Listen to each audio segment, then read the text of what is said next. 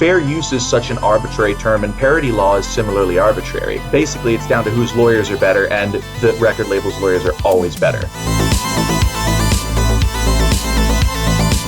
I'm much more of a scientifically interested individual. The impressions are a means to an end, and I've always seen it that way. So, I've never really thought of doing it for fun, if that makes sense.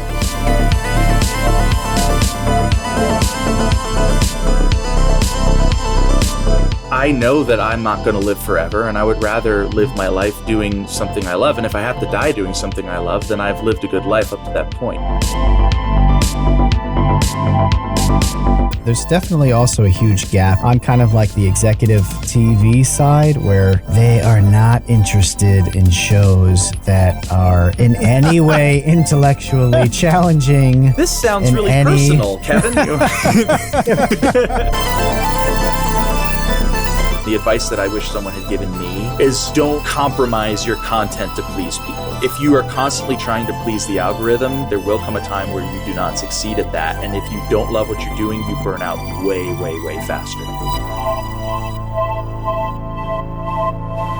Hey, welcome to the Gryph0n, the home of Make Something Mean Something. It is TCU night, TCU's Days, Tuesday at 6 p.m. Eastern. We are live on Discord. I'm Kevin Lieber, and with me, as always, is Matthew Tabor. Yeah, I'm here, and so are a whole lot of patrons, old and new. And we want to start off by thanking everybody who came in last week. We had the biggest audience we've ever had, and a whole lot of people signed up to support the podcast. And like we said then, we just blown away by that support. It means absolutely everything to us, and every dollar we get goes back into the podcast. We've got a lot coming up, actually, and a few announcements in coming weeks. So, yeah, we've got lots of great guests booked, and we're happy to see quite a few people back. Yeah, it's not just a sentimental thing. The Patron doesn't exist for our feelings, okay? It exists for business, and our business is making this podcast, and my face is still recovering from the 3 hours of uproarious, ridiculous laughter that we went through with Michael Cusack and Psychic Pebbles last week. Still recovering, but I'll make it. But we do have a bunch of guests booked. Next week we have I Did a Thing. After that we have Alternate History Hub on a very special and potentially sexy Valentine's Day, February 15th episode. And many more to come, including the recently booked and confirmed James Rolfe in March. The angry video game nerd himself will be finally coming onto and into the Gryph0n. But tonight we have a great guest who is a man of many, many, many talents. We do, and we've talked to so many creators at this point, maybe 75, and they've had a shockingly broad range of talents, like Marques Brownlee. He mastered tech and YouTube and Ultimate Frisbee. Captain Disillusion does VFX and editing and analysis and hosting like no one else. And occasionally we talk to two people at once, like last week with Michael Cusack and Psychic Pebbles. But tonight, we're talking to 54 creators at the same time. One Guy, 54 Voices is Gabriel Brown's most well-known video on his channel Black Gryph0n, and over 134 million people have watched it. For context, that is more than the 129 million who live in Mexico. Over 4.5 million of those viewers have stuck around to see every single thing that Gabriel does. And that's a list that sounds like a character arc on a long-running soap opera. He's a Navy veteran, a voice actor, a singer, an impersonator, and an aspiring astronaut. He spent 3 years as lead singer of the U.S. Navy's 7th Fleet Band's Orient Express, and he voice acted on Pac-Man and the Ghostly Adventures, while putting out a few full-length albums of original music along the way. But that's not enough. We need more. He's developed a strong presence in the My Little Pony community, and he was a finalist in the Dear Moon project, a SpaceX circumlunar flight that quite nearly fulfilled our lifelong dream of getting a TCU guest to the moon. Gabriel Brown is literally 3 months of guests rolled into one, and there really just isn't time to talk about the animation, the skydiving, the scuba diving, or the paragliding. But back to this 54 Voices video. Michael Jackson, Shakira, Cardi B, Nickelback, Justin Timberlake, Freddie Mercury, Elvis, and Sinatra, and Kermit the Frog, they're all absolutely perfect. So Gabriel, if you can sing literally everything at karaoke, and you can, What is your go-to song? Somebody hands you the book, you get one choice. What is it? I usually do Superstition because I like doing the riffs by Stevie Wonder. And I find I enjoy doing impressions that I'm not good at. I don't know why. What song did you want to put or should have put into that video that you left out? Superstition. Why did that get caught as opposed to something else? Honestly, I didn't think about it. It was weird. I was trying to make a big list. That video is actually a compilation of 2 other videos plus 10 other voices that I wanted to add to it. And what I did to, try to make the video as popular as possible, because I guess that's all what we're trying to do if we're making money off YouTube, is I just looked up the most popular songs and I wrote them down. And then I tried to imitate them. And if I felt I was 90%, convincing, I would add it to the video. That explains why I felt so boomery watching it, because there were so many people on that video that was like, I don't know who this is.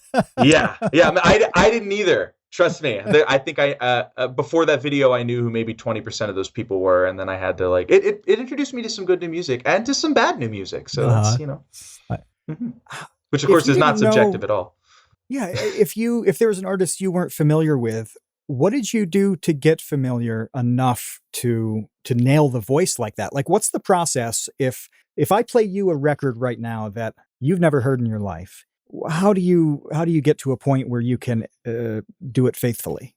So it's easier to imitate like a snippet of someone's voice than to understand their voice well enough to say anything in that voice. The nice thing about songs is that I don't have to ad-lib anything. I can just copy one section. So I find the section of the song that I think is the best, like short clip to imitate, and I listen to it like 100 times. And then I record it. And then I listen to my voice, and if I don't think it's good enough, I try to analyze what I'm doing differently in my impression versus what the actual singer's doing. A lot of it, most of it, is just the way that you shape your mouth and the way you pronounce things, but some of it is like just timbre and things that I literally can't do with my voice because my sinuses aren't shaped properly or my mouth is too big. Like formant is what is another word for it, and it's just a lot of times people will tell me, oh, you sang that too low. And I'm like, I sang it in the right key. But what they mean is my formant is different. So like you can talk like this or you can talk like this. And it sounds like you're talking higher when you talk like this, but it's really the same pitch. It's just the shape of your mouth that's changing. So that's probably the biggest thing to getting close to someone's voice is nailing the formant. And that's really hard to do. Oh, that's weird. I never would have thought that. I keep thinking about this and thinking of like a family of stringed instruments just morphing and swelling and shrinking all as they're playing the same song. It's like violin to cello to viola, like just expanding and contracting. Yeah. And you can tell, like you can play a note on a cello and a note on a violin, and they'll be the same note, but the cello is going to sound richer because there's a bigger resonant cavity, and that your voice works the same way. Mm-hmm. Yeah, that makes a lot of sense. It's amazing. I'm so glad that you detailed the amount of actual work and preparation that goes into doing an impersonation.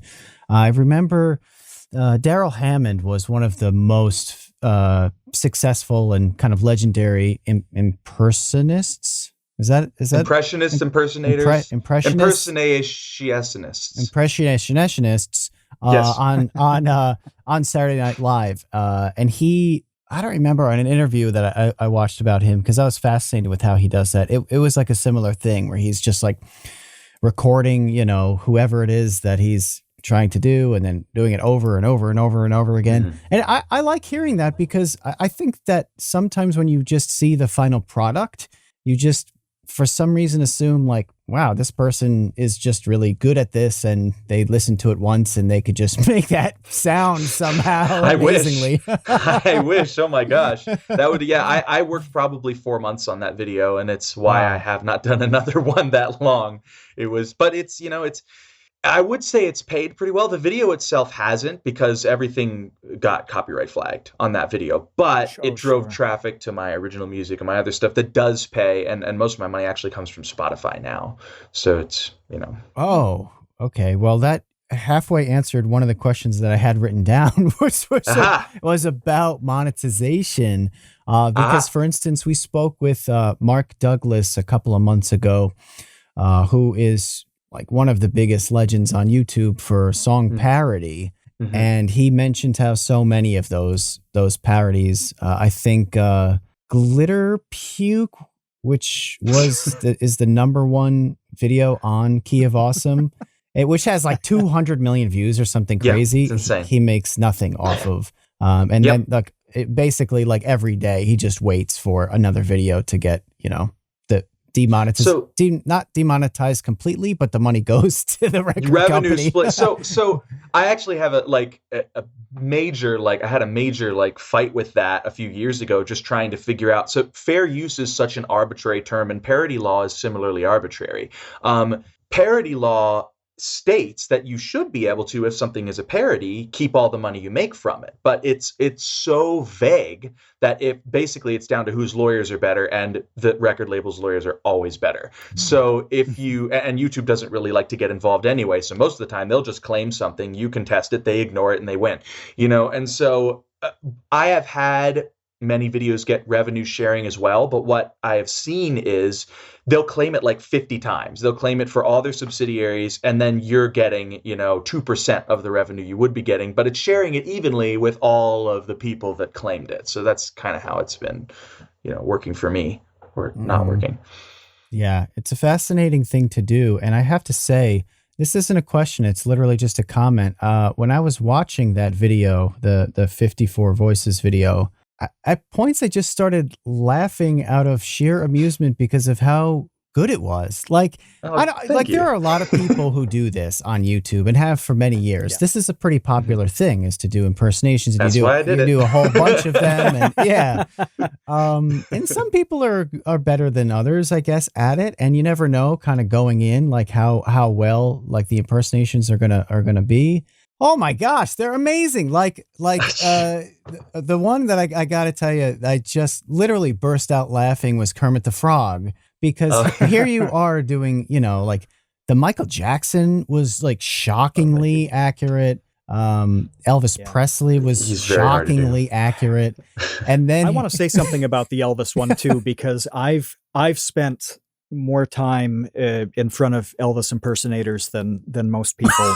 This is actually true. That's an interesting resume. It is. Welcome. I've seen a whole lot of them. It's a feature of a fair bit of the time that I've spent in Las Vegas. I really love Elvis impersonators, and I've seen so many documentaries about them. Big Elvis is my favorite, by the way. Look up Pete Valley. He's outstanding. Okay, so make a note of that. If I close my eyes, I wouldn't be able to tell the difference. It was that good. And I've heard so many, and it was that good. And that's when I really wanted to know, how do you get to nail it to that point, And so I'm glad that you talked about that process.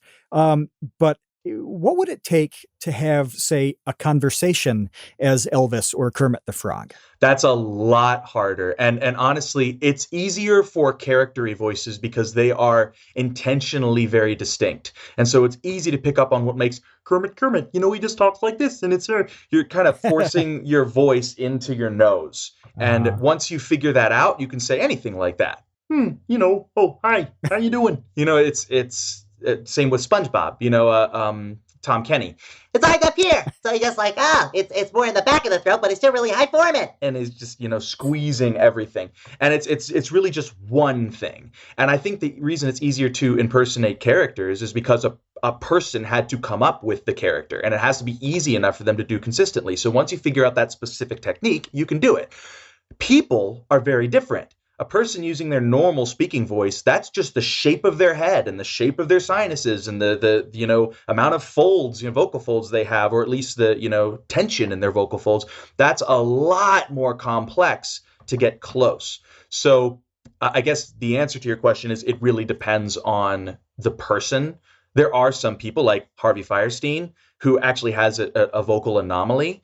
So his voice is really low like this. So all you got to do is have a New York accent and then talk like this, and you've got Harvey Fierstein, But then other people like Elvis, he just has a kind of deep voice and a Southern drawl, and that could sound like anybody. So it's you have to really nail down like Elvis isms, which takes tons of research. And I've only really done that with one person, and that's Michael Jackson, because when I was in the Navy band, he had just died, and the Navy was like, oh my gosh, we have to capitalize on this. Very sensitive of them. And they're, we're going to do a ton of Michael Jackson music. So they essentially told me, become Michael Jackson, learn his dance moves, learn his voice. And so while he has an incredibly difficult voice, I feel the best about my Michael Jackson impersonation because I worked the longest on it, years actually, on that. Yeah. So you can hear it. I mean, it's friggin' obvious, but if anybody watches the video and listens to that Michael Jackson thing, it's kind of frightening. But now that you say that you like pretty much did that as a job, I did. Yeah. Yeah, like it does make sense. Are there clips of you performing like a bunch of Michael Jackson songs? Yeah. If you look up 7th Fleet Band or C7F Band Orient Express, you should be able to find a ton of videos. And if you type Michael Jackson, I don't think they've done Michael Jackson since I left the Navy band. So if you look up 7th Fleet Band Orient Express Michael Jackson, you'll likely find it. How are they going to replace you? They're like, well, we don't have him. We don't have Gabriel anymore. We can't really friggin' do this no more.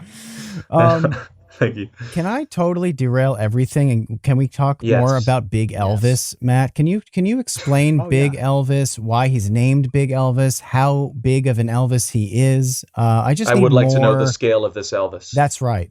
Oh, okay. Well, his name is Pete Valley. I just popped his Wikipedia in the episode chat. But yeah, his stage name is Big Elvis, and he was pretty big the first time I saw him. Like physically a very large That's man. what I was going to ask. Like we're talking circumference, not yes.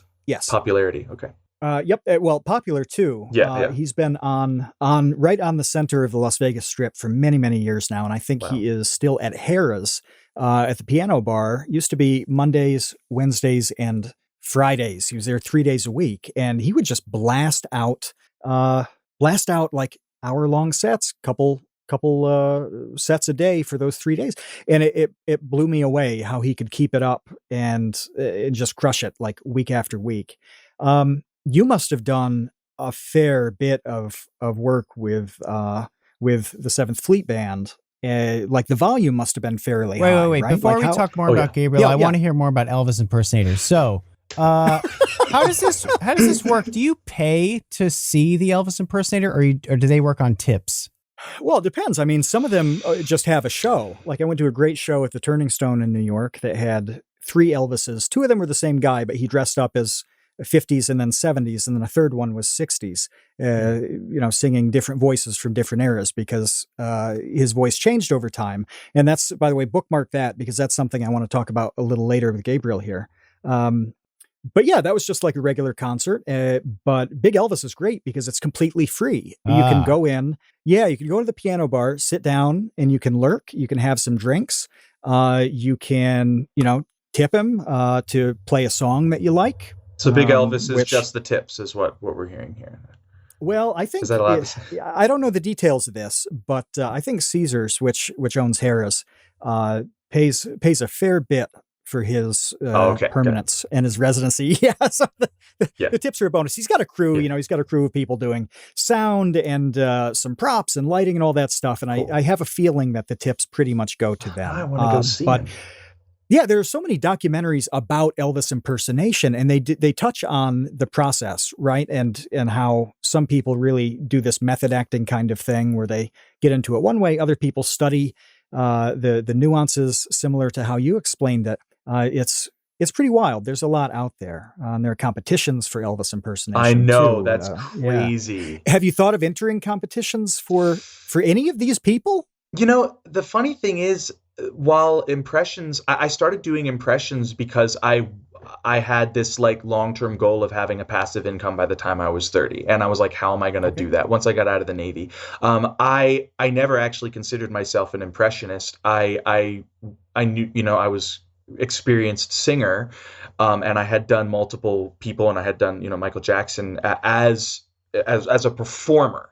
So it was more imitating his style. But when I saw that impression videos, online were doing pretty well, I was like, well, I can do that. So I'll just do that. And then I'll see if that, can help me work towards that goal. So in my everyday life, I don't actually think about it very much. I make a video occasionally that is an impression video, maybe once a month, to pay the bills. And then I go flying or skydiving, and I build something, or I'm much more of a like scientifically interested like individual. The impressions are a means to an end, and I've always seen it that way. So like I've never really thought of doing it for fun, if that makes sense. And like a competition that would be more of a, I guess I could do it. It'd be interesting, at least to try. I don't think about performing outside of my work, probably because I've been doing it as a job for so long. So yeah, I hope that answers your question. What you just described is like reading a character in like a Victorian era novel that's like, oh, I'm a sporting man, I'm a man of leisure. Nobody's actually like this. Nobody lives that way. No. And they haven't in 150 years. Yeah, it's awesome. And that's because you need money. You make it sound very natural and normal, though. That's the craziest thing here is everything you're saying that you've said since the first minute of this is completely normal. And none of this is normal. Right. Well, it's normal's relative, right? And my dad is an engineer. He's worked at NASA, Goddard, Boeing, and Raytheon. He's been working at designing things for years. And my mom is a clinical researcher, and she actually worked on the I don't know if I can say the word, the demonetization vaccine. And so wow, yeah, that's high end. And so, and I was homeschooled because my dad was a defense contractor. We moved every 4 years, so I had a scientist and a biology major to kind of guide me. And then on the side, both of them loved performing. My dad was in a band in South Dakota and in Alaska and in Alabama, which are 3 places that I lived. And so I always saw that as more of leisure. And then I thought I was going to end up being an engineer. But I joined the military to pay for college, and then I ended up being a performer in the military, and I just kind of ended up flopping what I thought I would do. So I do engineering and, sports as a hobby and music as a career. Yeah. But I've always enjoyed both. Put down your can of Hyper Hydro Monster and your Crimson Berry White Claw. It's time to rethink the beverages in your life. We drink a tremendous amount of tea, working on videos, recording the podcast. But we don't drink normie NPC tea. We drink cultured and refined anime tea from the Dragon's Treasure. They've got a gunpowder green tea called Space Cowboy. If you've listened to this podcast before, you know why Kevin likes it.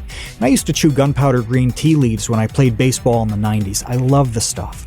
Dragonwell Z, Samurai Chai Plu, black teas, herbals. The Dragon's Treasure describes itself as a haven for anime and tea lovers for a reason. They've even got a tea called Uwu. It's got apple bits and cocoa nibs. It's crazy. I bought the 60 tea sampler pack as soon as I could. I wanted to try everything. It's that good.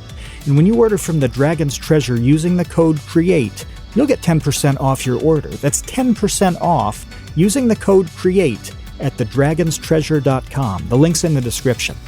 Look, find me another place that sells Russian caravan tea with a name like, "And then everything changed when the Fire Nation attacked." You can't. Thedragonstreasure.com, 10% off when you enter the code CREATE at checkout. The link's in the description below. Get brewing, Space Cowboys.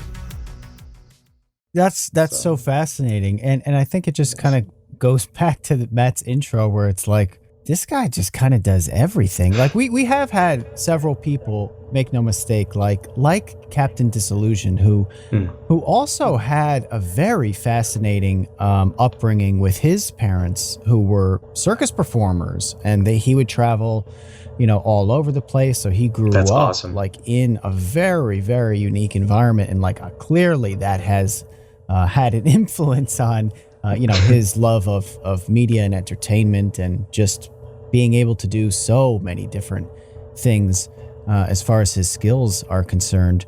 But I just love the fact that you treat kind of the music stuff as a job, and then you do your other stuff as a hobby, because that actually does seem pretty unique as far as the people that we've had on this podcast, where for the most part, it seems like people do their YouTube because it's about the thing that they love.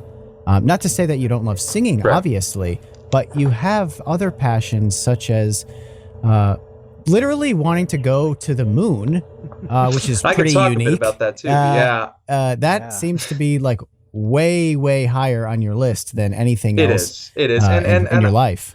I think the thing, and the reason the no was so devastating, and I can go into a little more detail now. I've dealt with talked with SpaceX and with Dear Moon about what I am allowed to talk about as far as the selection process goes.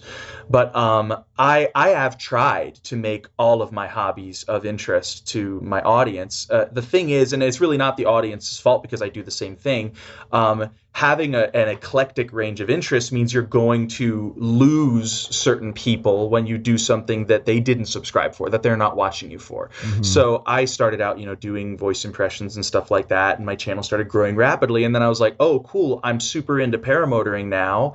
I'll start making flying vlogs. And I posted them, and I just started losing droves of subscribers. Like, oh, whoops, I'll do impressions again. Did some impressions. Then I was like, oh, I'm really into designing rockets now. And I designed like my own rocket engines. I started building these huge rockets. And then I made a video on how to build just the like simplest rocket that I had designed, thinking I would do a series on it. And once again, abysmal views, lost a ton of subscribers. And so while I would love to make like a hobbyist type channel, I think I'm happy keeping it as just my leisure, because while I do enjoy the music, there's some pressure there. It's how I pay for my house. It's how I pay for my hobbies. And it hasn't lost its appeal to me, but it definitely feels like work just because I've been doing it as work for so long. And I don't want flying or, I built a rocket launcher a little while ago. It's sitting up there. I don't want that to feel like work. I want that to be fun. And so maybe I'll post a clip on Instagram, when I finally got it working and I was able to start a bonfire with it. It's like, oh, cool, I got it working. Check it out. But I'm not making a tutorial. And that way I can just go in my garage and just have fun and not worry about setting up the lights and the cameras and the action and, all of that. So. Right. And coming up with some quirky bit about this went wrong and blah blah blah blah blah because then it all of a sudden is not fun anymore. So I just lurk on Peter Streeple videos and Flight Test and you and everybody that talks about the stuff that I'm really passionate about. And again, not like I'm not passionate about music, but I've always loved science and engineering. That's been my thing. And so with Dear Moon, I saw an opportunity because they're sending artists to the moon to do both. And so, I put my all into it. I applied. They were interested. They responded. There were months and months of interviews back and forth. When I made it into the final group, they sent us all to Los Angeles, to UCLA, to get medical screening. And it was intense. They checked lung volume displacement, bone density, and they did echocardiograms and all just it was 2 days of intense medical screening. And what actually happened is they found something that they didn't like. And while it isn't, I learned later, it's not a particular risk to me, it was enough of a liability that they're like, okay, you can't go. So I was actually medically dropped from final selection. And that really was kind of a paradigm shift for me, because I've always had the mindset of if I want to do it, it's just a matter of working hard enough. And in this case, my body is the limiting factor. And, I'm hoping that, because it's a relatively small thing. I'm actually not supposed to say specifically what it is, which is why I'm being intentionally vague. But it's a relatively small thing. It's not of serious risk, and it's not going to permanently ground me. It's just this is the first SpaceX mission to the moon. They can't turn around. TLI. It's free return trajectory. So all I was saying is that was a very. I think I stopped it where I used the phrase paradigm shift, which I was excited about because I don't use that word enough. It changed my perspective on my own life, because and maybe this is, it was a negative thing for me, but I kind of feel like maybe it's a positive thing now to realize that I've been fortunate that, I've had the time and the career that, if I work hard enough on something, I've usually been able to accomplish it. And, this was the first time I really felt like, well, not the first time, but definitely the biggest time where I was limited by a factor completely beyond my control. Obviously, being in the entertainment industry, if you don't have the look, you don't have the look. That's, but that's expected.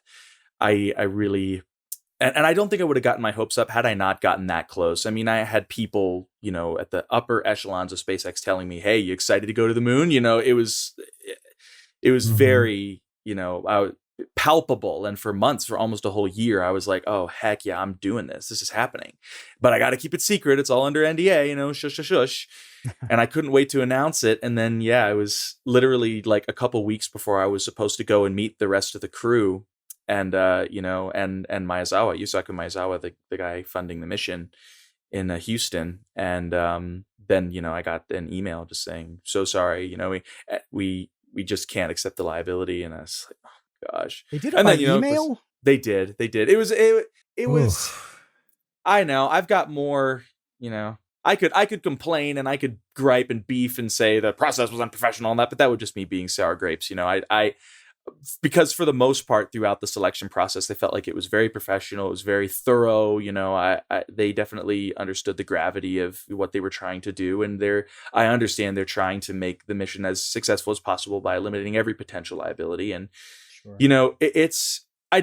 I'm not saying that I am happy with the decision or even necessarily that I agree with it. But of course I would say that I want to go. I want to go to the moon. I'm willing to accept a little risk, but I have to, also consider that they, it's their rocket, it's their money. It would be a gift if anything else. So I actually talked to a friend of mine who just went to space with Inspiration 4. Her name is Dr. Cyan Proctor. Very, very sweet. And I got to know her really well throughout the selection process. And she said to me, she was close to a similar thing happening to her. And, she got waived. Just because it was, the project was by a different person. SpaceX is the client, but the person who makes the decisions is a person who pays. And she said, if you want to guarantee you're going to go to space, you just have to pay for it. And I'm like, okay, well, I guess I have to become a billionaire now. So that's the new goal. No, you can't do that singing. People set those goals. I mean, that's a big thing with Gary Vaynerchuk. If anybody has listened to his stuff for a long time, he started out many, many years ago saying, "I want to buy the New York Jets football team." Like he's serious about that.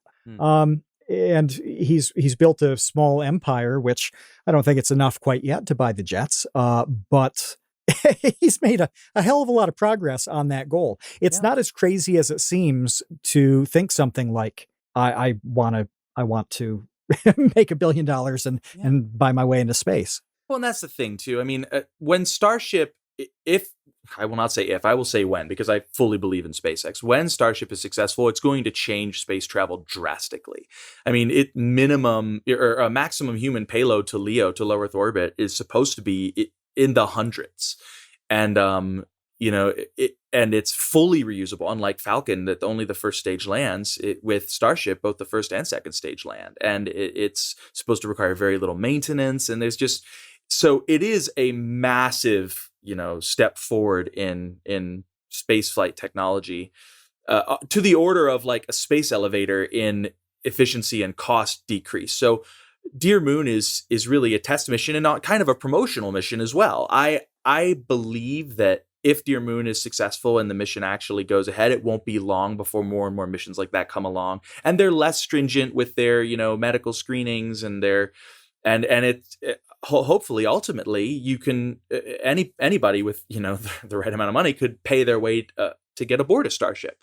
And Elon's ultimate goal is to make low Earth orbit hops around the same price as a first class airline ticket. And that sounds crazy, but there was a time when flying on a jet was adjusting for inflation pretty darn expensive as well. Yeah, so that's true. Yeah, it is the future, and I'm excited to watch, and hopefully I'll have my time and, one day. You said that you were willing to accept a certain amount of risk. I don't want to be grim about this, but like for some of us in our lifetimes, the Challenger happened.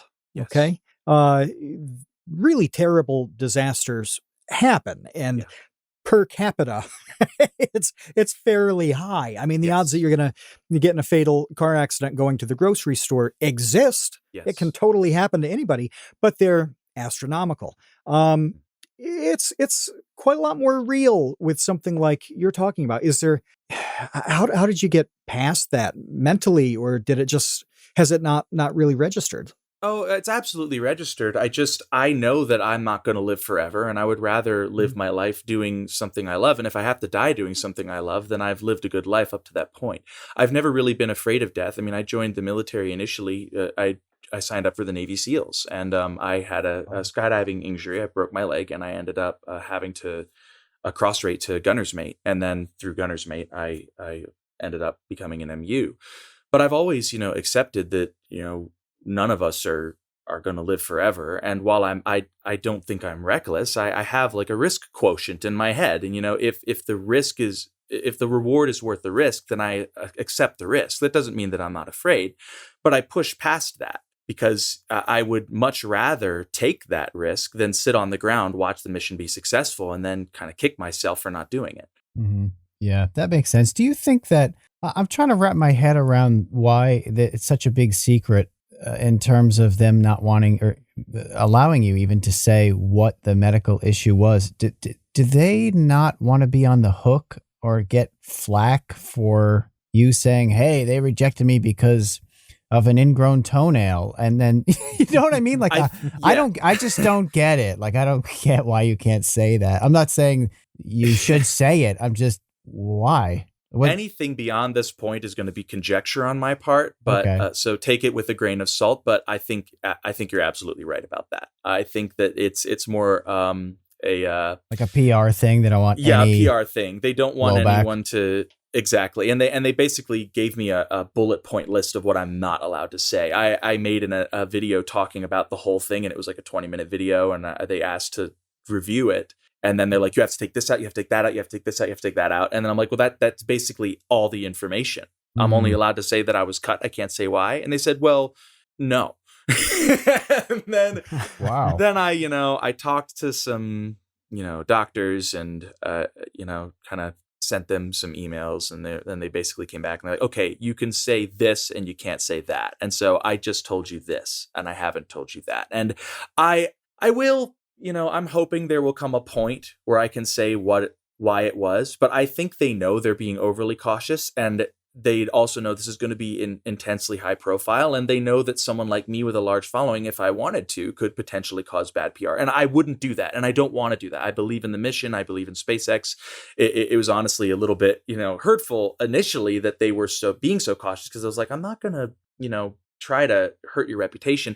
But at the same time, I do understand it's not a personal thing. It's a business thing. Millions and millions of dollars are going into this mission. It's going to be very high profile, and they're covering all their bases. And so I'm just trying to forget about it and move on to the next thing. But rather than, the $1 billion goal is great. Definitely go for it. But it does seem realistic that in not too distant a future that you could just purchase a seat for $12,000 or whatever. I don't know. I'm throwing out a number, right? Well, I hope so. I mean, right now, and this is another thing they told me to take out of the video, but right now it's in the millions, and it's in the multiple millions to buy yourself a ticket to space. And SpaceX doesn't just let anybody do that either. They have to approve you. And so the first mission that I was involved in was the Inspiration 4 mission with Jared Isaacman as the benefactor or beneficiary. I don't remember which one's the right one to use. But he made the mission to benefit St. Jude, and they raised $200 million for St. Jude Children's Research Hospital. Wow! As a part of the mission, and so it was very, it looked good, it was good, everything about that mission was good, and that's why I believe SpaceX approved it. Dear Moon is doing something similar, where they're trying to bring artists to the moon to inspire a generation of, and I felt very personal connection to the mission as well, because as somebody who's very, very passionate about science, but whose career is in entertainment, I noticed that there's a relatively large disconnect between people who love Bruno Mars and people who understand what orbit is. Right. And it's not to say that most people don't, but it's a matter of interest. There doesn't seem to be a big crossover between mainstream, entertainment and science, and specifically in this case, obviously space travel, but it's all the same. I think you get interested enough in something science related and it branches over into physics, into, even potentially biology, anything that explains or helps you understand the universe and the world that we live in, is going to lead to more and more curiosity about that. And that's what I was hoping I would go so inspire. far as to say there's a stigma that needs to be fought. As far as people thinking the whole thing is a waste of money and is totally stupid. Yes, I completely agree. And I think people have a hard time seeing beyond the mission, seeing the implications of what it can be. I know so many people who complain about how expensive the space station is, not realizing that so much of modern medicine and modern technology was developed aboard the space station, and that it is directly benefiting us, even though we can't see it. You kind of have to do some research to trace it back to, this, particular drug would not have been possible without a microgravity environment because it was very unstable. It was very, weak membraned or something like that. So I just think people have a hard time seeing past, just the experiment. Why do we suck so bad at communicating that message is my question, because I've thought the same thing for a long time and it seems very hard to communicate. Well, so I actually wondered that until quite recently. Well, I mean, obviously I haven't had an epiphany, but my girlfriend is very smart. She's an actress and she had no interest in science. And I asked her why, because she's interested in it now. But I asked her why, and she said, I didn't think I would understand it. It's too complicated. And I'm like, so honestly, what I think it is we're not good at putting it into layman's terms. I definitely know personally, I jump the gun. And I want to use phrases like the Heisenberg uncertainty principle to describe why we can't make transistors, microscopic or incredibly microscopic.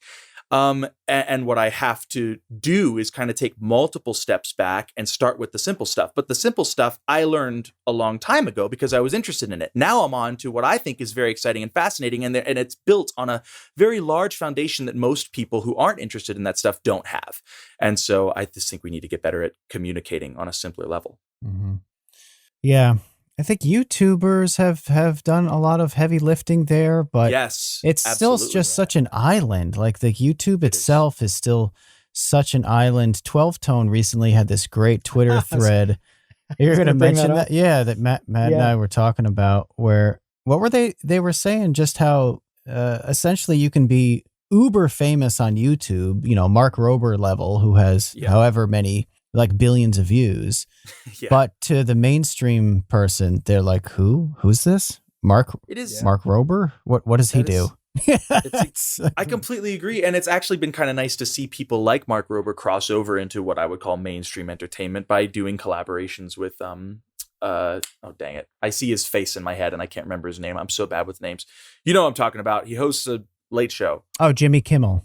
There you go, Jimmy Kimmel. I was thinking Fallon, but yes, Jimmy Kimmel. And it's nice to see, someone who's doing the good work of science being kind of put in the mainstream like that, and on the level of maybe Bill Nye the Science Guy or Neil deGrasse Tyson, who I would call more mainstream science communicators, who are very good at communicating things in a way that is simple enough, but still interesting to people who aren't science buffs. Yeah. So. Yeah, there's definitely also a huge gap I know of on kind of like the executive TV side where they are not interested in shows that are in any way intellectually challenging. This sounds really personal, Kevin. Really specific. For anybody out there who wants to pitch a science TV show, let me give you the only one that's guaranteed to work. Tell them that you're going to put baking soda and vinegar in a volcano. Oh, that's science. That's science. Yes. We're really going to zoom in on the explosion. Yes. And they'll be like, oh my God, that's incredible. If you go beyond that, things will blow up. It's dead. Oh my gosh, it's terrible. You need 7 tons of TNT or a baking soda volcano. There's nothing in between. No. I miss Mythbusters, man. That was fun. That was a fun show. Yes, well, they could blow stuff up on Mythbusters. Exactly. That's why the TV liked that. Yeah, so now it's like, and actually, come to think of it, that's the only video I made it was on my Instagram page that got any kind of traction similar to my impression videos is when I made 5 pounds of tannerite and I shot it with an AR-15 and it blew up, and it's like, oh, cool, that's an explosion. And then I'm like, yeah, it's really neat. It's a binary explosive. The aluminum is actually the fuel and the ammonium nitrate is the oxidizer. It's 95% ammonium nitrate to 5% aluminum, and then everyone tunes out. Yeah. I tuned in as soon as I heard tannerite. I'm like, oh, what? Like, oh, this is the content that I hope to see on this podcast. No. Let me tell you. We went to what was the event called? The World Congress of Science and Factual Producers.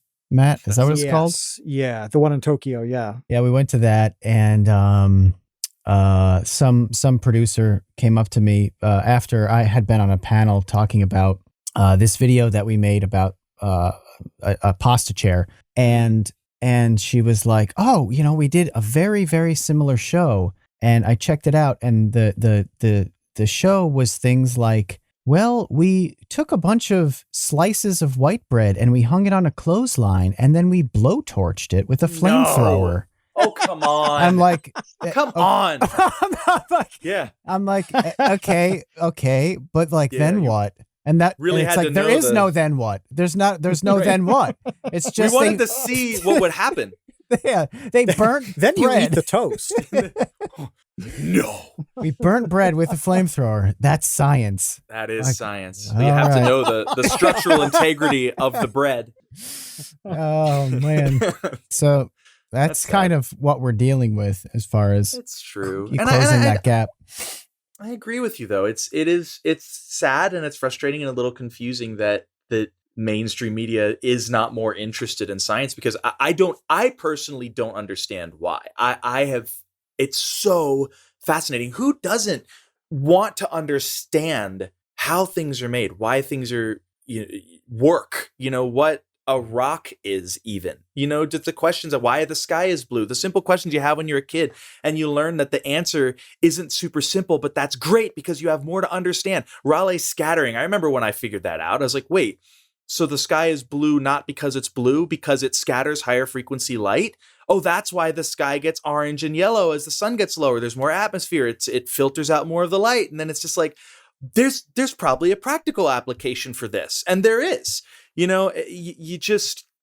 Understanding our physical universe helps us invent and improve life. And it also, for me, it gives me this much broader sense of belonging in the grand scheme of things, where I'm like, I am the result of these cosmic, seemingly random events that, are in our universe, governed by the second law of thermodynamics, governed by entropy. Here we are, this little seed of anti-entropic order and reason, trying to exist as long as we can to comprehend the universe itself. And Carl Sagan put it really well when he said, we may be the awareness of the universe. And I remember thinking that makes sense. We kind of seem to think of ourselves as being separate from everything that is. And we are everything that is. We're a part of it. We're made of it. And I love trying to understand my place in all of that, regardless of whether or not there is a grand design or a grand purpose. We are here. Why? Mm-hmm. How? And I don't know. It's just, to me, it's such a fascinating, wonderful thing. That is probably the deepest thing that we've had on the Create Unknown in 300 hours. It seems like developing an appreciation for that kind of thing is fast-tracked when you have somebody around you who can point out even those simple things, like you talked about the sky. It can be something as simple as with a small kid, like, hey, you realize that hot and cold aren't two different things, and that cold is actually the absence of hot. Heat. Yes, and heat is just energy. It's just molecules moving. That's actually a really big deal to realize that mentally, but you got to have somebody point that out and say, hey, this is important. This is crazy. Think about it. Yeah. And from what you described, it sounds like you must have had that kind of environment from the beginning. Kevin mentioned Captain Disillusion, and it was the same with him, where just this crazy cast of characters around him that developed an appreciation for so many of these things. I did, and I'm so incredibly grateful for my parents for inspiring me to want to learn and to want to understand, and encouraging me that I could understand. I think that's the thing, like I said, with my girlfriend that I've seen, is that she just her whole life was never told she could understand. Well, that's science. You're an actor. You do acting. That's what you do. And it's like, no, you are just as capable as anybody else of understanding this. And even if it doesn't come naturally to you, you can learn. And it's so fulfilling, and it's so exciting to finally get something that you haven't gotten before. And it's a constant journey. Literally yesterday, I learned something about ballistics that I never understood, that just was like a light bulb going off, where I was like, oh my gosh, that makes sense. It's actually, what was it? It was about, so again, remember, I was training to be a Navy SEAL, was a gunner's mate. Sure. I know a lot about guns. And so I don't know if I know sometimes guns is a sensitive topic, but just from the science perspective. Oh, you're good. Okay. You're okay. All right. Okay. So you don't know who you're talking to. Yeah. All right. Okay. So then I will say I recently purchased a Barrett M82. That's heavy duty. Yes. I've always wanted it. I recently incorporated, found out it was a tax write-off, and I bought the thing. So, so it is not a sniper rifle. And that's because it doesn't have sub-MOA grouping. Now, minute of angle, obviously there's 60 minutes of angle in 1 degree. We use arc minutes and arc seconds when measuring celestial objects. So it's similar with long-range rifles. A sub-MOA gun is considered a sniper because it can put the bullet within a 1-inch group at 100 yards. So 1 inch at 100, 2 inches at 200, 3 inches, 300, et cetera, et cetera. The Barrett, just with the nature of the Browning 50 caliber round, does not have sub-MOA accuracy. It's actually 3 to 7 MOA accuracy, which is a relatively large grouping. So even though in media it's constantly talked about as being a long-range sniper rifle, it is way less accurate than even a small AR-15 chambered in 5.56. Yet it still is classified as a long-range rifle. And that always confused me, by Barrett themselves, who admits that their accuracy is less than 3 MOA, says that this rifle's long range, even though at 1,000 yards, your rounds are hitting within a 30-inch group, which is not accurate enough for a soft target. And I actually found out that it has to do not with the rifle, but with how the round operates in the super and subsonic flight path. When a round goes transonic, it destabilizes. So while an AR, a 5.56 round, is sub-MOA out to 800 yards, once it goes transonic, because of how small and lightweight it is, which is in the 800-yard range, it destabilizes and it loses all accuracy. So the maximum effective range of this sub-MOA round is 800 yards. The maximum effective range of a 50 BMG is 4,000 yards. So even though the grouping is wide, beyond 800 yards, it is highly accurate, far, far, far more accurate than a 5.56, which is considered a more accurate round. And so that is how it can both not be accurate and also accurate at long range. Kevin, you're fired. This is a gun podcast. Dude, can we pause for a second and just talk about how great this podcast is, considering we went that was masterful. like half an hour on gooning last week, and then now this week we're getting like the most in-depth ballistic science I've ever heard in my life. Where else are you getting this? Are you people not entertained? How do you not love the create unknown? Come on, this is amazing. Oh man, I've listened to so much firearm related content over the years, like going back into the early 90s, watching shows like American Gun on television. Yep. And people try to talk about things like you just did about the minutia of something like ballistics. Mm-hmm. And it never flows. It's never quite that entertaining if it's over about 30 seconds. So like normally I think somebody would have stopped at the MOA part. You know, they explain what the minute of angle is and that's enough. Yeah, that's enough. You pulled it off. You pulled off the full explanation, and it was incredible. Well, thank you very much. I appreciate that. Well, it's just I've always wondered because, like you said, most channels stop at explaining MOA, and it's like, okay, I know that. Yeah, I know that. How can you have a not accurate long range weapon? That's what I don't understand, and now I do. I want to circle back just for a second real quick about how annoyed I am with like the media and not having like science programming, because what bothers me so deeply is that all of these media people claim to be so interested Right. in improving the world, I and we're know. so concerned about this and that, and I like, know. oh my gosh, like we And you have to can't be even the get your greatest people on terminology the right. planet. And it's like, how about you start with making like one piece of programming that's like the slightest bit intellectual? Seriously. Just start Seriously. there. But no, they can't even do that. So don't Thank you. tell me that you're concerned care. about making the world a better place, Exactly. because you do nothing, even the simplest thing, in So on order this- to get us there. Absolutely. And on this topic, if there's a phrase that has bothered me more than anything in my life that has been just repeated so much in these past couple of years, it's follow the science. And I'm like, okay, that's great advice. It really is. But my question to you is, have you ever followed the science before? Do you really care about the science? And I'm not saying that they're spouting disinformation. I mean, there is disinformation out there. Absolutely. But the fact of the matter is, suddenly everyone cares about science, but they don't really. They're not really. They don't even know what that word means. It's a catchphrase. They don't even know what science is. Exactly.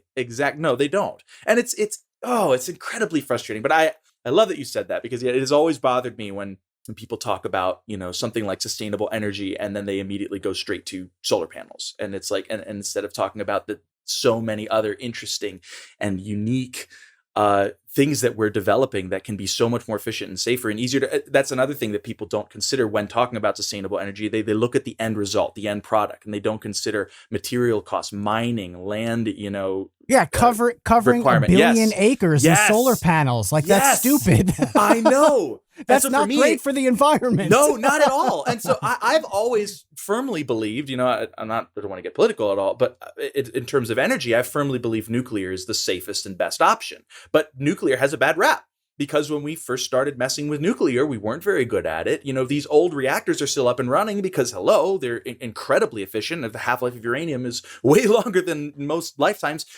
And so, of course, when you put them in fuel rods, the decay accelerates, but that's how you get the heat. But these old reactors are still operational, and they're the ones that are failing. And modern reactors are virtually meltdown free. Like they cannot. Well, they can. It's not impossible for a fission reactor to melt down, but it's much rarer with modern reactors, and they're not talked about. I don't feel like they're talked about nearly enough. And now, there's breakthroughs in fusion now. I mean, I think they just recently had the first successful, yield with a fusion reactor, because it's always taken more energy to get fusion than it has produced. Mm-hmm. And I think there's that massive toroidal reactor that they're building in France. Yeah. That I can't wait to see. And, again, it'll be like the arc reactor in Iron Man. It'll be a great proof of concept, but I'm, curious to see where that goes. Yeah, I mean, we could just do a whole angry podcast about all of this stuff. It's so annoying and backwards and upside down. It's like, what? No. I know.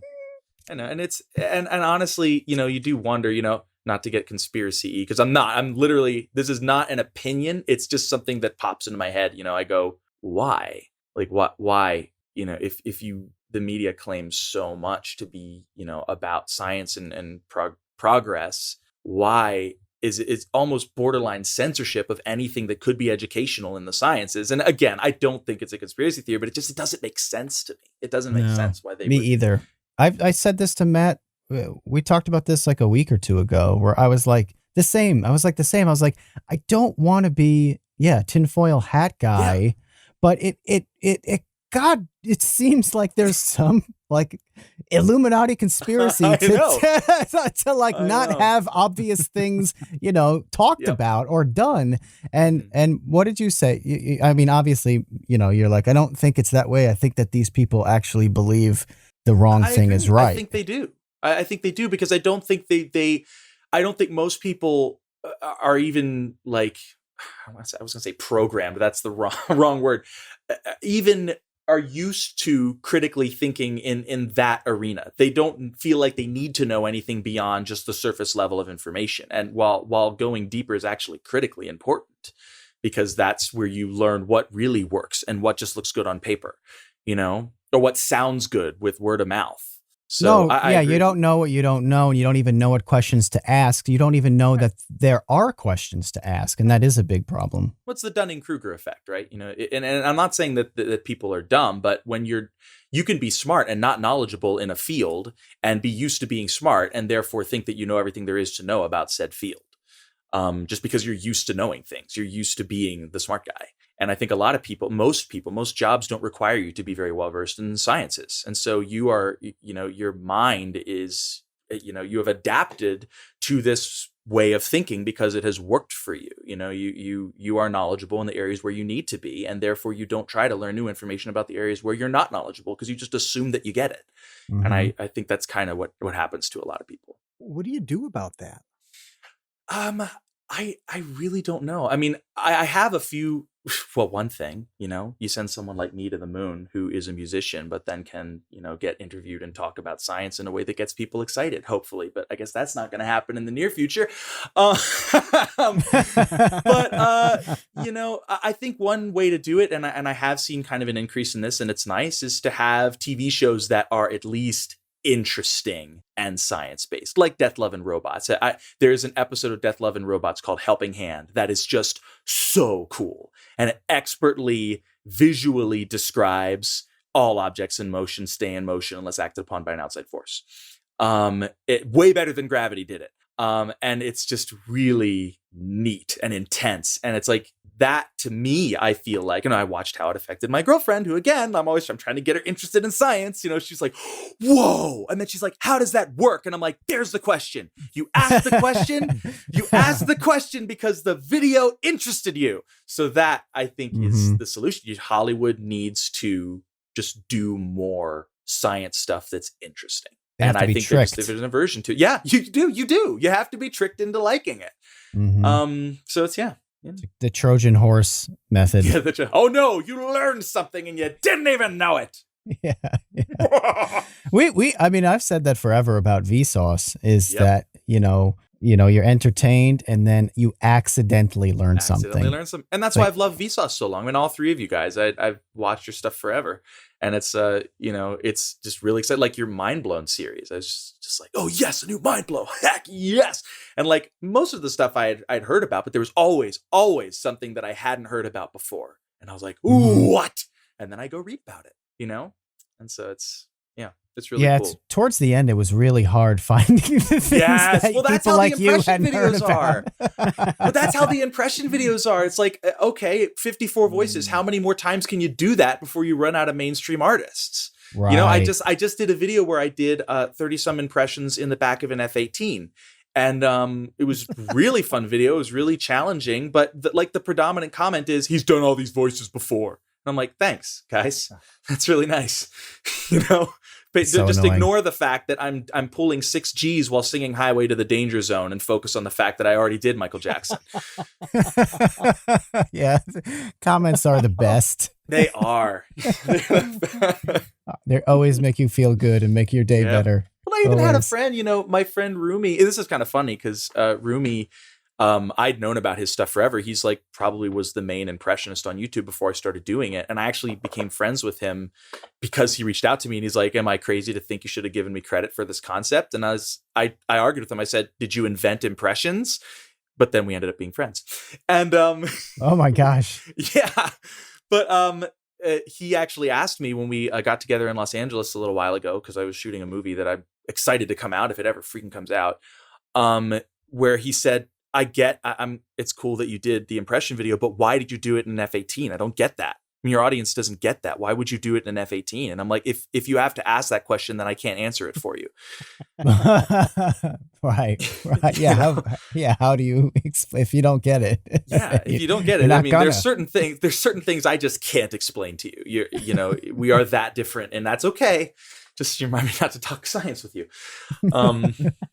Yeah. So I don't know. That's okay. Yeah, well, I know that we have a bunch of questions waiting for you, but I have to ask you first, before we get to that, about how you got connected to the My Little Pony community. Oh, because, dude, whenever you reply to me on Twitter, you get 1 million likes, and it's a lot of My Little Pony avatars. Yeah. I love your jokes, by the way. I love replying. Thank you. Thanks. Great. You okay. and 5 other people, but I'm glad that you're one of the 5. Absolutely. No, it's kind of weird. I was stationed in Japan, and it had just gone through like a really crazy career. Because like I said, I joined the Navy to be in the SEALs, had a skydiving accident, became a gunner's mate. Audition. I tried out for the choir, so I didn't have to stand watch on the weekends. And then I met somebody who suggested I try out for MU, which is musician, which I didn't even know was a rate in the Navy. I auditioned, I got in, I went to Memphis. I was there for 4 weeks. I met the detailer for the entire Navy band, and he sent me to Japan as a liaison. And then I auditioned for the Electric Brigade, and I got accepted, which is the premier band of the Navy. They perform for the White House for the president. And then the second I got, promoted to petty officer first class, sequestration hit, and the budget got cut, and that included my billet. So I was like, okay, so I can either stay doing what I'm doing in Japan until that billet opens up, because I'm not going to get new orders, or I can separate at my end of service and pursue something different. And during that time, this TV show, My Little Pony, had become this weird, like, global phenomenon. Like, and to me, who is interested in all things weird, that just fascinated the hell out of me. I was like, what is going on? Why are millions of adult men so interested in this show? Mm-hmm. And and what really interested me even more than the show was the creative work, the fan content. Like, there's some really good stuff, fan animations, fan music. And I was like, not to be completely cold about it, but I was like, this is a way to get my music out there. It's a relatively small niche. I know that I can compete with these musicians. And I write music, and, I'll start writing music related to the My Little Pony universe. And, and I watched the show, and it was good. It's entertaining and funny. And mostly it was just the fandom that was so fascinating to me. And so I wrote a song called Proud to Be a Brony. That was just kind of like semi-satirical, but just kind of being like, this is so cool, right? Look at this. We're all a bunch of guys that like this show. And it went viral. And so I wrote another song, and it went viral. So I wrote an album, and it went viral, and you started making a lot of money. And so around the same time I was getting out of the military, I got one of the voice actresses' agents reached out to me and said, hey, you're good. If you move to Canada, I'm sure you could get work. We'll take you on. We'll help you get your permanent residency, and you can become a voice actor. And I was like, sounds awesome. I'll do that for a while. So I separated from the Navy, went to Vancouver, started working with this voice actress, Michelle Krieber, incredibly talented.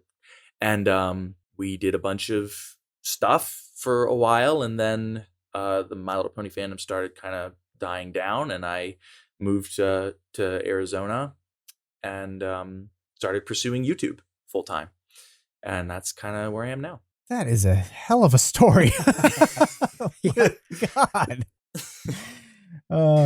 Well, it's amazing that people have stuck around since then, and are still a fan of the work that you're doing. That's not My Little Pony related. And that's really the biggest compliment ever that, a creator can receive, that because what it shows is that they're interested in you and what you're doing and not just your content. And it is always a small percentage, but my following on Twitter is abysmal compared to my following on YouTube, but my following on Twitter is engaged. I feel like I can really kind of post anything there, and there will be people who ask me about it and who are interested. And that's why my most active platform is Twitter. I've felt very connected to the people who follow me on there, and I try to respond to as many people as I can and, elicit, stimulating conversation. And it's just it's a neat platform, despite its shortcomings.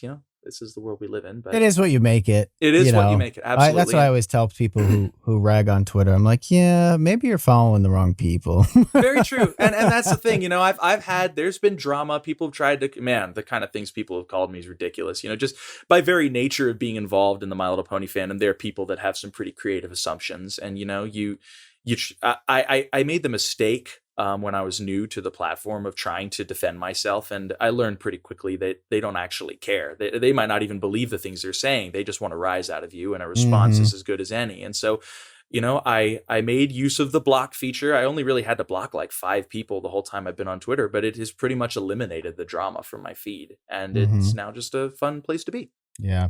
I mean, I was saying to Matt earlier today how engaged that core that you have is. And that's a very rare thing, because believe me, we have spoken to a lot of people with a lot of subscribers and they get a lot of video views and they don't have that core that kind of just follows them around. Like that's a pretty unique level of fandom that you do have with those fans. And they're awesome, and I think it might have something to do with just the psychology of somebody who would be interested in a show like My Little Pony to begin with. It is unique and unusual, and it, in some ways, socially taboo to be, to especially outwardly proclaim or declare your interest. Proclaim. Wow, this is sounding very culty. Your interest in something like that. And so I think a lot of these people they're just very themselves. And I think that's the thing that drew me to the fandom to begin with, is these are people that are not trying to be something they're not. They're just like, this interests me and I'm going to talk about it. And that was one thing that was so appealing to me about the fandom. And like you said, a lot of them have followed me through, the fandom and to what I'm doing now, because we're kind of kindred in that way. And I say what I think most of the time. I don't mince words, and I talk about the things that I'm interested in, regardless of whether or not people show interest. And there will always be some people who do. And I'm grateful for that. Well, you have a lot of interests. An interesting guy. We have a lot of questions about you and your interests. So, Matt, I would love to transition over to our patrons' questions.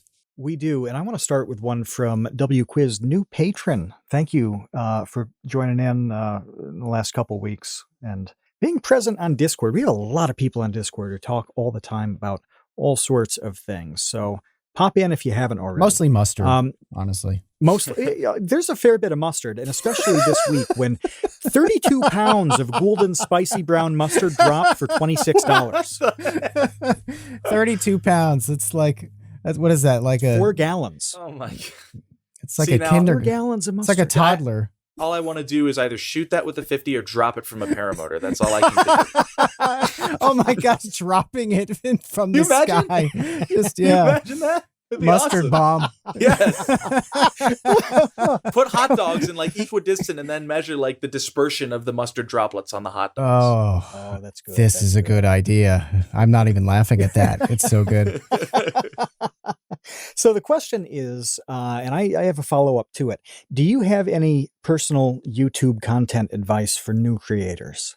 Oh, absolutely. In fact, someone just asked me this at Denny's the other day. At Denny's? At Denny's. What'd you order at Denny's? What'd you order at Denny's? I ordered a chicken fried steak, the breakfast one, with over medium eggs and hash browns. This is good. And extra cream gravy, because that stuff is the bomb.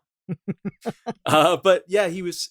So the advice, there's so much advice, right? And there's so much I could give. So for someone beginning, and the advice that I wish someone had given me is, don't compromise your content to please people. Do what you love doing. And if you are constantly trying to please the algorithm, there will come a time, you may even get bigger numbers initially, but there will come a time where you do not succeed at that. And if you don't love what you're doing, you burn out way, way, way faster.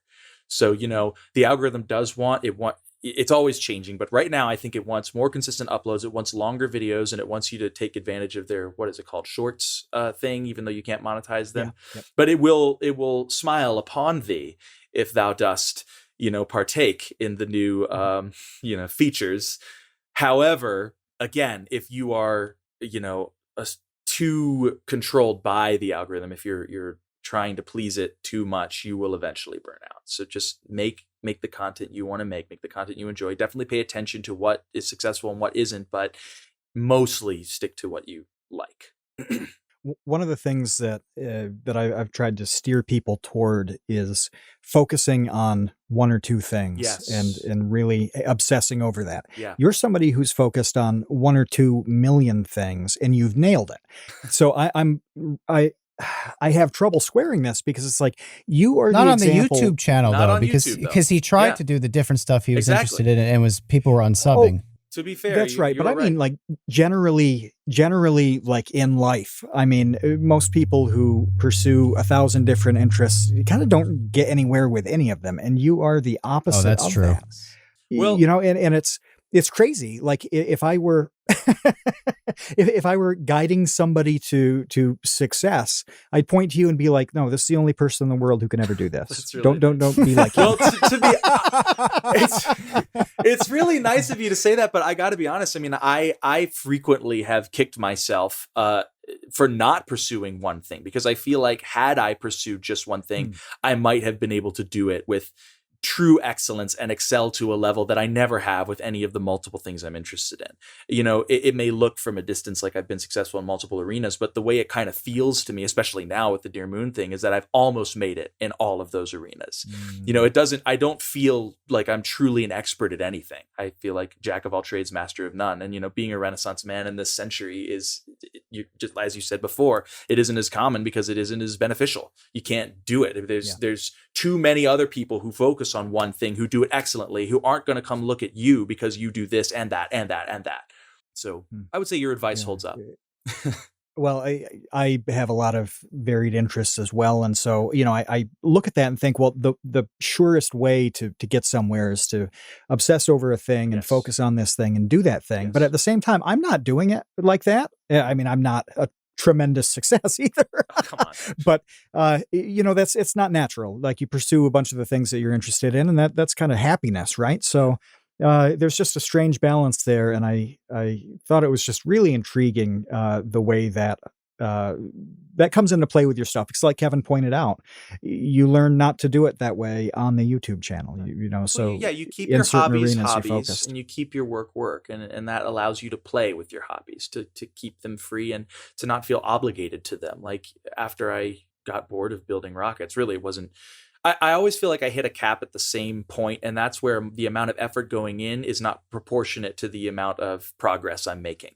And that's, or the cost, that's when I'll kind of switch to something new. The best thing about starting something new is you learn so much so quickly, and it just opens this new world to you. And then as you start to approach master level, progress comes a lot slower. And that's kind of when, I don't ever completely lose interest, but I'll move on to something else. Well, Jelksi's asked about hobbies. Is one of your hobbies gaming? Interesting. So I am crazy about two games, Halo and Portal. And I have intentionally avoided any of the games that I know that I would obsess over because they will take up way too much of my time. Wait, like what? Well, World of Warcraft, my friends have been trying to get me into that forever, and I won't do it. I can't. Skyrim. I know Destiny. Everyone's like, if you love Halo, you'll love Destiny. I'm like, I'm sure I will. I'm not doing it. What's that new game that came out that everyone's just going nuts over? Oh, I probably shouldn't say that new game. There's millions of them. We'll never narrow it down. Anyway, it's not important. But those are some of the ones that I can think of off the top of my head that I have intentionally avoided because they do look interesting to me. I just don't want them to take up the time I could be spending, flying or building lasers or something. I don't know. Sorry. It's just so ridiculous because it's true. Like you literally mean that you don't want to take up a time away from like building rockets and lasers, which sounds absurd, but with you, it's actually true. You're like, I could be flying right now or like building laser beams. I did actually have something really fun a little while ago. A short tangent. We used a high-powered laser to guide me so I could silhouette the moon. It was like my kind of screw you moon. I'll get close to you in my own way. But we put a 2-watt. Yeah, we put a 2-watt 532 nanometer laser mounted to a camera, and we pointed it at the moon. And then I took off and I flew along the path of the laser until I was small enough that I was inside the halo of the moon. And I believe that picture's on my Instagram. But it's a silhouette of me against the moon. And wait, how did you even come up with this idea? I just did. It makes sense, right? It's going to be incredibly difficult to make a silhouette because you can't line yourself up between the moon and the photographer without being on comms. And I was on comms, but mounting a laser to the camera is just the simplest way to connect yourself along the 2 points. Just basic geometry, right? You might have the capacity for evil more so than anybody. That's true. Anybody we've ever talked to, like just the raw capacity to be a supervillain in a way that, like we talked to Alan Pan about this, Michael Reeves. Yeah. Like these are people with a very special skill set that could be turned into evil. And I think you've got it. in spades. Thanks. Oh, I found it. I'm going to put it in the episode chat so everybody can see the image. Well, as the image comes up, Sheeb has a two-parter. The first one, Sheeb channels Daniel Johnston and asks, "Hi, how are you?" And the second question is, can you demystify the phrase singing or breathing from your diaphragm? Because people often have different descriptions of how to do that and what that means. I'll do my best. So the diaphragm is really just your diaphragm muscle in your stomach. I've seen people breathe mostly with their shoulders. So they're using kind of their chest and their shoulders to expand their lungs. Breathing is just the act of displacing the volume of your lungs. So you expand the muscles around it, and the end result is you're creating a vacuum, which forces air into your lungs. Your diaphragm is designed for breathing, and it's much stronger than your shoulders. So when you use your diaphragm for singing or for speaking or for breathing, you're going to get more volume into your lungs. You're going to be able to hold your notes longer. You're going to be able to have more control over your pitch because that muscle was built for that. I think most people naturally breathe with their diaphragm when they're not thinking about it. I think the problem happens when they start thinking about their breathing, and then they start breathing with their chest, and they start, using more muscle groups to do what is usually a subconscious function. I hope that's a pretty good answer. And when you said that you'd try, I'm thinking after what you did with Ballistics, I have a feeling that you're capable with this one. This one's from Boss Threads on the theme of evil. Can we hear your most evil laugh?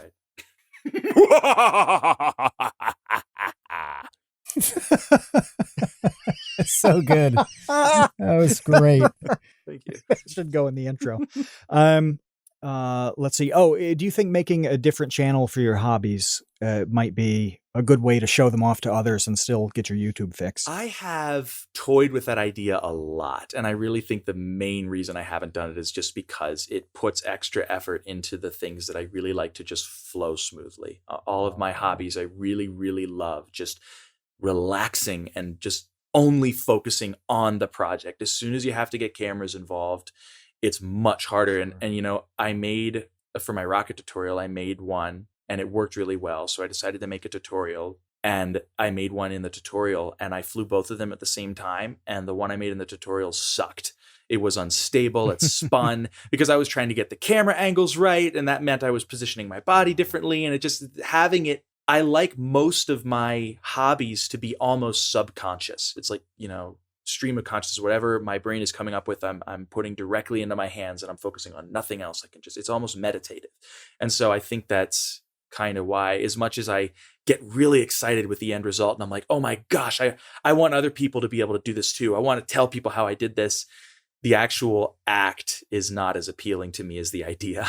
That was a good breakdown. Yeah, I'm still fascinated by the idea of separating the hobbies and the work part, because we've talked, like I said, so much about how useful it is to be obsessed. Yes. To have this obsession about a thing. Absolutely. And it runs, I can't tell if it runs counter to that or parallel. It's fascinating. I love it. It probably both in certain ways. I mean, it's not black and white, right? But I've my mom always used the word obsessed. I've started using the word passionate because there's kind of a negative connotation associated with obsession. It indicates that you're not in control of it. And I'm definitely in control of my passions. I kind of use them as like dangling a carrot. Okay, well, I get to go work on this when I'm done editing this video. I get to go flying this afternoon if I get this work done. And I've, if you have to set boundaries for yourself. I mean, I stick to that. If I'm not able to get my video done before sunset, I don't get to fly. But I have to post, I set a very firm schedule. It's another thing, maybe harkens back to the YouTube question, but when working on your own schedule requires discipline. And when you don't have deadlines, I remember when I first got out of the Navy, I just kept postponing things because I didn't have to. I didn't have to get up early. I didn't have to be there for muster at 0700. I could do things when I wanted to. So I have set myself very firm, immovable deadlines. I always upload my video at 10 p.m. Mountain Time, 10 a.m. Mountain Time on Friday. Every time I upload, it's always the same. I haven't even publicized that. It's just something that I do. Firm deadline. On that professional side, Sid Polk asks about networking, and you mentioned Rumi, for example, Yes. how that developed over time. How important do you think it is to have to have other people, friends who have channels, people like Rumi, he knows the way everything works and knows what it's like to be at that level of YouTube. If you don't have those, how do you get those friends too? Well, it's definitely helpful, and it's more so just than, from a technical standpoint, it kind of fuels your energy and your passion, towards doing what you do, to find a community that does the same thing. I mean, that's one of the things that's so exciting to me about flying, is that I found a community of people who fly. And actually next week I'm going to something called the Arizona Flying Circus, where small light aircraft pilots get together and we fly like 50 paramotors at a time. Last year we did a stack where we stood on each other's wings, like all the way up to 1,000 feet high, and it was insane. And it's just really an awesome time. And I wouldn't have found that were it not for, man, I'm tangenting. All right. Yes, it's good. It's helpful. I would say it's important. It's not necessary, but it's definitely something you have to work towards. You're not going to, someone gave me really good advice once, and they said, never try to connect with the people who are already where you want to be. It will just frustrate you. Connect with the people who are at your level and rise with them. And because you're going to replace them, you're going to be the next generation. You're going to be the ones who take over when they're done. They're working with their peers and they're communicating with, they have their networks. And it's not like they're going to be completely not willing to talk to you, but you probably don't have much to offer them. You're looking for a symbiotic relationship, where you can both benefit each other. And as you rise, you'll meet new people, and you'll have things to offer them. They'll have things to offer you, and you eventually get to the point where you're working with Rumi or PewDiePie. Rumi's friends with PewDiePie, so I had that connection through a connection. It just kind of happens, but it took time, and you have to let it take time. Well, one of the things that you wound up doing was being part of Hazbin Hotel. Yes, right? Yes, right. Isaac asks about that. What was your involvement like with that, and how was the production of it? That was very interesting. I've done quite a bit of voice acting. And it's always interesting when you do something union versus non-union. I feel it can be more frustrating to do non-union, or I guess I want to put amateur in massive quotes, massive grain of salt there, because Hazbin Hotel is no longer amateur. But when it started out, it was. There are things that can be more frustrating, but there's also a lot of like creative freedom. And the most exciting thing for me about projects like that is the passion that everybody involved has, because they're creating it together. It doesn't feel like you're hired to be a part of something that has existed or already exists or is funded by some, corporation. This is somebody who's making something because they love it. And so it's probably going to be pickier. It's probably going to be a little crazier with deadlines and a little bit, more frustrating sometimes, but also at the same time, it's more exciting. So it has been Hotel, a friend, a YouTuber friend of mine named Steven, or Saberspark is what he goes by on YouTube, actually is friends with Vivian, who created Hazbin Hotel. And he told me that she was looking for someone who could sing for this character. And that's actually most of the gigs I get, because as an impressionist, a lot of times they'll hire somebody to voice a part who can't sing. And so they want someone who can sound like them as a singer. And so I ended up being the singing voice of Alistair, the radio demon from Hazbin Hotel. And that was a really fun project. They just wanted me to sing a bunch of old songs. I Don't Want to Set the World on Fire, You're Never Fully Dressed Without a Smile. They just wanted me to record those songs and send them to them. And I did. And then they're like, okay, you're hired. And then it was just a session like this on Discord where I recorded my bits and they gave me direction. It took maybe an hour and then it was done. And then I forgot about it, because with prelay, it usually takes a year after you record for the thing to come out. And then all of a sudden, Twitter blows up and people are like, oh my gosh, you're Alistair. And I'm like, I guess that came out. And so, yeah, but that was fun. It's a little sad because, all of the pilot cast actually ended up getting recast when it was picked up by the network, which happens sometimes, but we're all pretty happy. I'm actually may or may not be working on a final Hazbin Hotel song with all of the original voice cast. So hey, keep your eye out for that. It's a good TCU leak. Yeah. We have some music questions, Yep. and the first one's from Baseway. He did our theme at the beginning of every episode, and Cool. is really our resident music That's guy. sweet. He's quite good at what he does, and lately he's been doing a fair bit of electro house music. And he said, with your work on electronic music, how do you approach starting a song? That is a really good question. And it varies. Honestly, the biggest thing for me is if I hear something that I really like and I'm like, I want to do something that has that. I hate the word energy, but it's the best word to describe this. Something with that energy. I don't want it to sound like it. I don't want it to be a copy of it, but I want it to make me feel that way, the way this song made me feel. And so then, I'll go into Ableton and I'll just mess around with presets, and I'll, go through my sample library, and I'll just go through sounds. I'm sure you've done it a billion times before. And you find something that you really like, even just a sound, and you build something with that. You just kind of work with that. And if you don't like it, you scrap it and you start again. And if you do like it, you keep going. Lately, though, most of the music I've done, I've collaborated with my brother, who has done all the production for me, because that's his passion, and he is fantastic at it. And if you really want to see, what he can do, check out our genre switching challenge, where we'll pick an artist randomly and a genre randomly out of a hat, and I'll imitate the artist, and he will produce the song in whatever style it is. So like Bruno Mars with dubstep, or, Katy Perry with country, that kind of thing. It's really fun, and it shows off his skills. Another one from Baseweight is, do you save everything that you make? I mean, just to have a full, complete record of creative life. Yes, I have like 3 or 4 2 terabyte hard drives, external hard drives. Everything goes on there, and they're in folders by year. And it's just, and I have definitely referenced them. I've gone back and even taken, like, if a transition looked cool, I'll just copy the keyframes from that and throw it into my new project, so I don't have to make it again. I do keep everything. Yeah. Kevin, you're a big fan of that too, aren't you? Keeping and saving all the remnants from projects. Yeah. Well, I've gotten like a little less crazy about it, because I haven't had to keep. I used to keep all the raw files too of everything that I ever shot. That's a lot. So I had so many, and as I started shooting in 4K, the file size just got crazy and crazy and crazy. And I'm like, do I really need all the raw files too? So, but I do still have all the project files of every Vsauce 2 video for the last, I don't know, 3, 4, 5 years, so that if I do want to go in and change something, I can. So that's so interesting. That is the reason I haven't gone to 4K, because I cannot let go of the files, and I don't want them to take up that much space. So I've just been doing, but with what I do, I don't feel like I need 4K. People aren't going to be like, oh, that impression sucked because it was in 1080p. It for now, I don't feel like I need to step it up in that way. Maybe I do. Yeah.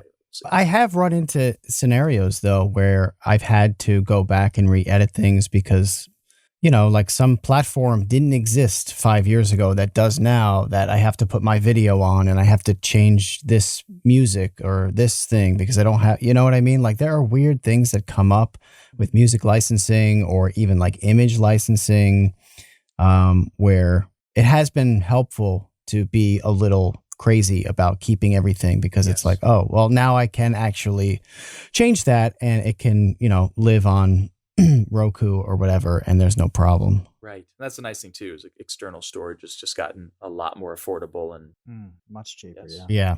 On production, what digital audio workstation do you use, and what does your typical channel rack look like on the vocals in that? That is an excellent question. You guys are going to laugh at me. That one's in the weeds a bit, but it's well, you're gonna laugh at one. me. I've been using Audacity forever, and for most of the stuff I do, that's what I use. When I record music, When I record music, I use Ableton, but most of the time, I'm sending my raw files to somebody for mixing, mastering, and vocal chain and all the stuff that they do. And with YouTube, it's relatively simple. I know what my voice sounds like on my mic. I know the effects on Audacity are destructive, but you can save presets. And so I have a preset that really works well with my voice, and I just throw it on. And I'll actually copy the audio file 3 or 4 times so I can adjust levels with it a little bit. But I've been using it forever, and I can edit extremely efficiently with it. You can get in, and they've got the little, I guess you can call them nodes on the WAV file the closer you get. And that allows me to comp in extreme detail. I can splice, and I'll always splice on like consonants and stuff like that if I need to splice sounds together to get my voice perfect on that one sound. But yeah, Audacity, because my other big thing is I'll always tell people in my videos I want this to be as raw as possible. No comping, no tuning, no video editing. The main accusation I get from people is that I'm using voice changers, that I'm faking it, and or auto-tune. I hear that all the time. People don't even know what auto-tune is. They just think auto-tune is a magic word that makes you sound good. And it's like, if you knew what auto-tune was, you wouldn't be saying that. But I like keeping it simple. Well, we have a question about other people's music. Yes. What is a musical release that you're excited about? Oh, you cut out. Hello? Oh, is this better? Yeah, sorry. Okay. What's a musical release that you are excited about, that you anticipate getting? That I'm anticipating? It's the new Hazbin Yeah. song. There's actually two things I'm really looking forward to. So this new song that me and my brother wrote is called Thank You and Good Night. And it's just a kind of a farewell to the Hazbin Hotel fandom from all the voice actors. We're really hoping to get it animated, but that would be for a later date. We finished writing it and it sounds really good. I mean, it's really good. I'm really proud of it. The lyrics are great. The music is great. It's a really cool song. And that's the nice thing about collaborating with people too. I feel like I can say that without being arrogant because I can just give credit to them, the producer. But I'm very excited about that song. And then in June, my brother and I are actually going on a writing retreat to Hawaii, and we're going to be there for a month, and we're going to write an album, and we're going to Hawaii to just get away from everything. I'm not going to post online. I'm going to try to get as close to my roots and what I want to create as possible, just kind of in keeping with the advice I gave earlier to make truly a labor of love, something that I'm passionate about. And I have no idea what that's going to be. We haven't really planned it out. We're just going to go and, we may not even write music for the first week. We're just going to decompress and get in the creative zone and go to town. Yeah, that'll be awesome. I spoke with Dean Lamb from this extreme death technical metal band that I love, Archspire, and that's how they recorded their most recent album. They went to I can't think of the guy's name off the top of my head, a producer who lives in like the woods of Colorado, and they had like no internet. They just had board games, I think, and just had to make the album sort of in that sort of seclusion. And yeah, he talked about how helpful it was to turn everything off. What we're doing. I mean, we're going to the Big Island. We rented out a whole house for us that is, on the ocean. Wasn't cheap. We'll make the money back though with the album, I'm pretty sure. But it's mostly just about the process that I really want to get something real. Because these last 2 years have been hard for all of us, I know, but like especially with the Dear Moon thing, it's just like, whew, I'm ready to, get that out of my system. Yeah. Well, it sounds like a great project. We have a long running question that we'll end with. We used to end almost every episode with this question. Have kind of forgotten it in recent episodes, but a longtime patron, Andy, brought it back up. And that is this. Isaac is very excited in the episode chat. His eyes are wide. So here it is. Gabriel Brown, what is your fursona? Oh my gosh. It's Scowden. It's a Gryph0n. He's gray. He's got blue feathers on his chest and 3 striped feathers on the side of his face. There you go. All right. How long have you had that? Because that's a real answer. How long have you had that developed? Since I was very little. I didn't even know what a fursona was. I love cute animals, and I was like, I like Gryphons. It's actually because of the movie The Chronicles of Narnia. I see someone in here called Narnia fan, and I was like, heck cool. Yeah. I love the first Narnia movie, and I was obsessed. I was passionate about the Gryphons. I just thought it was such a cool, like well animated, neat creature. And so I named my laptop Black Gryph0n because the laptop was black. And that just became my online name. And I designed, when I was 16, I designed a cute little gray and blue Gryph0n that kind of became my character. And then when when the Fursona thing came and people would ask me that question, I just always gave the same answer because, bronies, you get asked that question a lot at conventions. So I had to have an answer. There's my answer. Yes. Well, you were the most well-prepared person that we've had on this podcast to answer that question. I think that's a compliment. Yeah. I mean, you had it before fursonas were even a thing. So, yeah. Well, what are your guys' fursonas? I don't even. What did you choose, Kevin? You chose some animal. Some kind of monkey. That works. I know. You I are didn't some get kind of too monkey. You realize that's cheating, right? All right. Okay. Yeah. It's true. Capuchin. I think it'd be a capuchin. That makes sense. That would be cool. As far as the monkeys go, that would be awesome. I could work with that. Yeah. I don't remember if Matt had an answer. Did you ever have an answer? Well, I did. So I was solidly on koala back then. Oh, koala. And, that's cute. And now Smooth-brained. I'm 50-50. Yes, yes. I'm 50-50 between koala and possum. What I know for sure Possum or opossum? is that just plain possum. So like Australian possum, the furry cute ones. They're a little slimmer. Yeah, they're adorable. Yeah, a little slimmer. They're adorable. I touched one, a wild one. It did not care. I was in Australia and it did not care. I was like, what is this creature? You were so chill. You're like the capybara of the prehensile tail world. Everything with a pouch is easygoing. That's one of the rules for life. If you read Jordan Peterson's Rules for Life, one of them is everything with a pouch is easygoing. Number 13. Man, I need to get a pouch. 13th rule for life. Oh, that's awesome. Oh man. Well, listen, this was a pleasure, dude.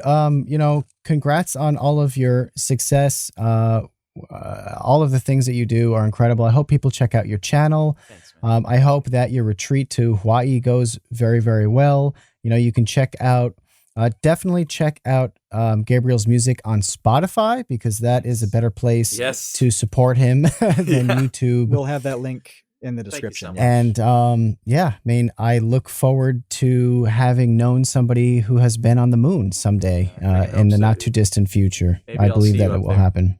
I won't be up there, but I will. You can wave to my telescope from Earth. Yeah. All right, man. Well, take care, everybody. We are out of here. We'll be back next Tuesday. TCU's days every Tuesday, 6 p.m. Eastern. We're talking to I Did a Thing, who is, if you don't know that channel, awesome you might want to familiarize yourself. Awesome channel. Go watch it. Ridiculous inventions. But yeah. Until then, remember to check out our Patreon. Gabriel has a Patreon. We have a Patreon, patreon.com/thecreateunknown if you want to support this podcast. Until then, we'll see you, Space Cowboys. Thanks for listening to The Create Unknown. We make this show with the support of our patrons. 100% goes directly to keeping episodes going every week. Thank you to the Tots and Dumpster crew who save tiny little lives every month. And thank you to our grizzled, battle-hardened child infantry. Jen Mafasanti, Kevin Menard, Mikhail Steinke, Risebread, Sean Malone, .. Ryan, Kamikaze, Maria, Marco, Sheep, Tom Videogre, Jelksies, and Dan the Latch. And a tremendous shout out to our elite baby gang commanders. Linus and Trev's Dead, Boromir, Bot Dogs, Chinchilla, Isaac, Conrad, James, Andrew, Jeff Davis, Patrick Pister, Baseweight, Monahim, Dojangles, and Zero. Again, you are the elite. Thank you as well to our indentured servants, producer-editor Ben Webster and producer Dan Yosua. And thanks to Baseweight for use of the Created in the Unknown song for our opening theme, and to Electro Voice for giving us mics to sound good on top of it. The Create Unknown is an Unknown Media production in partnership with Studio 71.